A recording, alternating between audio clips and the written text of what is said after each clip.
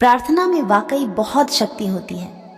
अगर आप इसके जरिए अपनी मनोकामना की पूर्ति चाहते हैं तो जरूरी है कि प्रार्थना को सही तरीके से करें। जाने इस बारे में हम अपनी मेहनत और दिमाग से काबिल तो बन जाते हैं, लेकिन कभी कभी कुछ मौक़ों पर हमारी काबिलियत भी। इस वीडियो को पूरा देखें, क्योंकि आधा अधूरा काम करने से सफलता नहीं मिलती, हमारे काम नहीं आ पाती।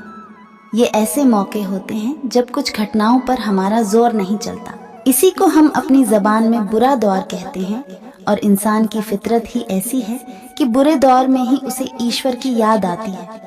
तब वह उनकी शरण जाकर उनसे अपनी कामना पूर्ति की प्रार्थना करने लगता है। लेकिन एक बात आपने जरूर मानेंगे कि ईश्वर सभी की प्रार्थना भी नहीं सुनता।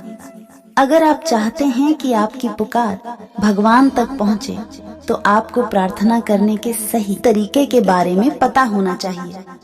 प्रार्थना का अर्थ ईश्वर से अपने दिल की बात कहना ही प्रार्थना है। इससे व्यक्ति अपने या दूसरों की इच्छा पूर्ति का प्रयास करता है। वैसे तंत्र, मंत्र, ध्यान और जाप भी प्रार्थना का ही एक रूप है। प्रार्थना छोटे स्तर पर काम करती है और इसकी वजह से प्रकृति में आपके अनुरूप बदलाव आते हैं। कोई प्रार्थना एक साथ कई लोग करें तो वह ज्यादा प्रभावशाली होती है। एक साथ प्रार्थना करने पर प्रकृति में तेजी।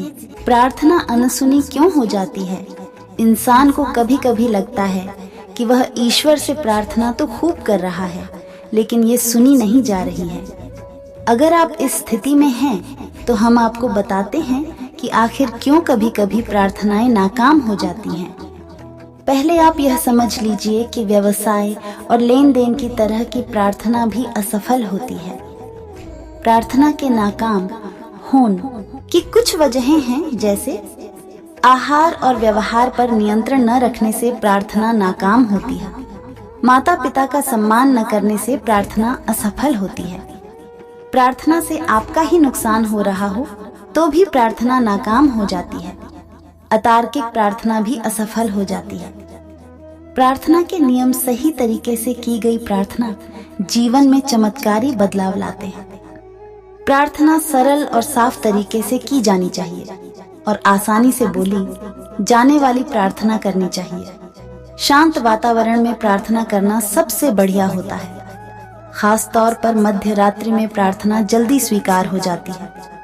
प्रार्थना को रोज एक ही समय पर करना अच्छा होता है। वहीं दूसरे के नुकसान के उद्देश्य से या फिर अतार्किक प्रार्थना मत